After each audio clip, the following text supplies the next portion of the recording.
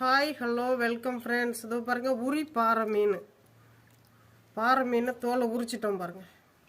அப்புறம் இதெல்லாம் காணாங்கழுத்தி, இது சின்ன கடித்த மீன். இதெல்லாம் குழம்பு வைக்க போகிறோம். இப்போ பாருங்கள், கணவாய் ஃப்ரெஷ்ஷாக இருக்குது பாருங்கள். கனவாலாம் அப்படியே பளிச்சுன்னு. இதை வந்து வறுவல் செய்ய போகிறோம்.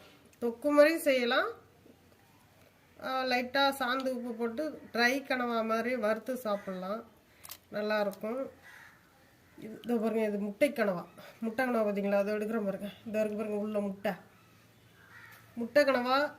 இதே போல் வந்து தான் முட்டை இருக்கும். இது இப்படி இருக்கும் முட்டை கனவா. என்ன ரெண்டு இருக்குது, இதுவும் முட்டை கனவா தான். இதெல்லாம் இதில் இல்லை முட்டை. இது உள்ளே இருக்குது பாருங்கள், இதுவும் முட்டை கனவா தான். முட்டை கனவா நிறைய இருக்குது. சின்ன சின்ன கனவாயாக இருந்தாலும் முட்டை கனவா நிறைய இருக்குது. முட்டை கனவாயை வந்து என்ன பண்ணுவாங்க, க்ளீன் பண்ணி இதுவும்